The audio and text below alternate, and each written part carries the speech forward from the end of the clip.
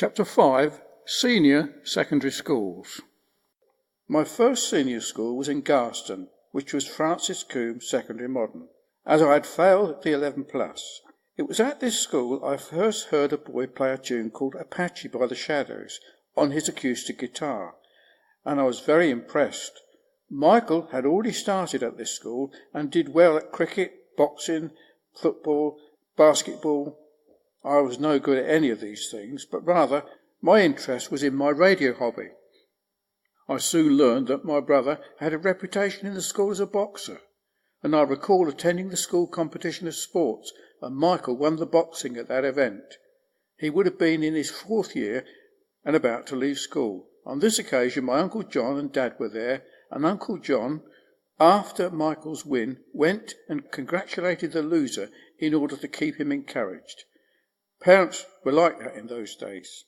It was towards the end of my first year at Francis Coombs Secondary Modern School that I ventured out to London on the train with a friend of mine, Paul Dorrington. This was to visit the second-hand electrical shops to buy radio parts. I loved visiting Tottenham Court Road for this purpose, and it was at one of these visits that we stumbled across Soho and noticed the strip clubs. These aroused my curiosity, and Paul and I plucked up the courage and paid to go in and sit at a table. We could see a nude lady sitting there in a chair, and were given a sketch pad and a pencil and encouraged to draw her a picture.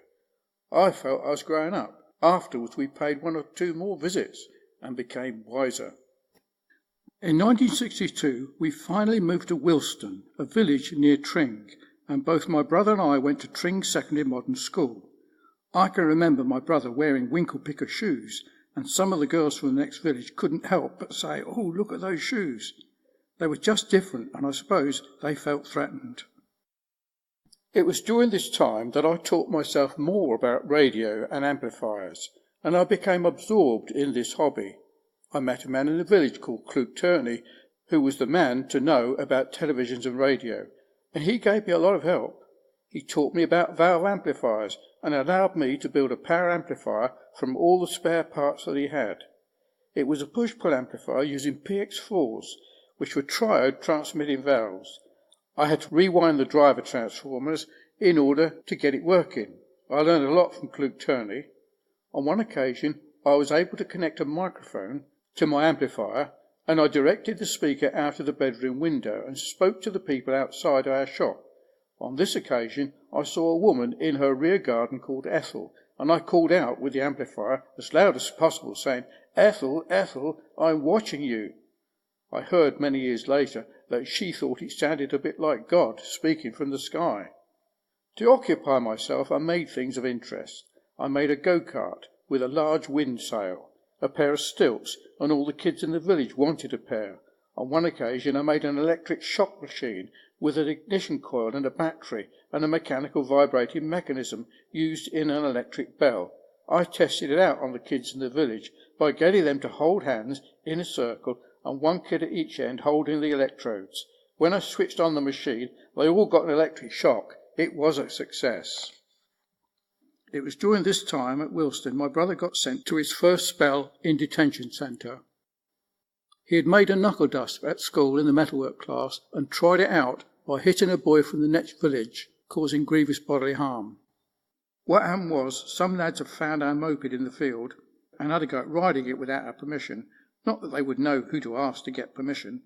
My brother thought he'd sort them out for using it, but I think it was just an excuse to try out his knuckle duster. When the police called in, he made out the knuckle duster was made as a part for the moped, and my mum was certain this was the truth, and she defended my brother to the hilt. I knew it wasn't true, and my brother did a spell in Oxford Detention Centre for 3 months, for grievous bodily harm. I didn't go along with my brother's violence and couldn't understand it. However, his reputation spread, and at school the teachers identified me with him and were wary of me. After about 18 months, we moved from Wilson to Aylesbury, as my mum found working in the shop and in the village too hard, and she almost had a nervous breakdown.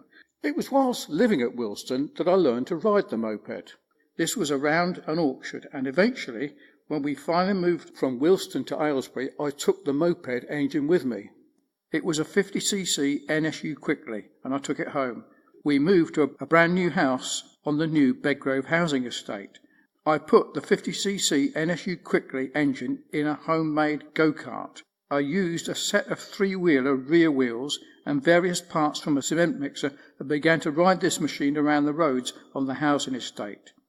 I was eventually stopped by the local police and warned that it was illegal to ride this go-kart on the roads. Soon after that, the local newspaper came and gave me a write-up in the Bucks Herald newspaper. This is what it said. An Aylesbury boy was able to return to school after the Easter holidays and proudly tell his friends I've made a go-kart in the holidays. He's 14 years old, David Clark, 37 Finmere Crescent, Bedgrove. On Sunday of last week, a friend gave David, pictured above, an old moped. As he was unable to ride it, he's too young, he dismantled it. He then made the cart frame from some pieces of wood, 4 old wheels and a set of handlebars and a moped engine. Within 3 days it was in working condition. David estimates it would do 20 miles an hour. Incidentally, David, who has lived in the town for only a month, has very little real interest in engines. His main hobby is radio construction work, and one of his proudest possessions is a transistor radio which he built, which is slightly larger than a matchbox. It was during this space of time, before returning to the new school in Aylesbury, I met another lad called Ian Mottram. We encouraged each other to steal push bikes. In fact, the first day I went to school, I stole a bike to come home from school on. I eventually got a BSA Bantam motorbike, which my brother had stolen from the Aylesbury College with some other lads. I kept this in the field on the Bedgrove estate. This was great fun to have a motorbike, and I could ride across the fields to school and return home during the lunch hour. However, one day someone stole the bike, and I was informed by Ian Mottram of someone who he thought had taken it. I went to that person's house early one morning during my paper round and found a motorbike in its garage. It wasn't my bike, but I took it anyway. This ended up by me being charged with garage breaking, and I was put on probation for a period of time. During this time, I had no sense or knowledge of God, neither did it concern me.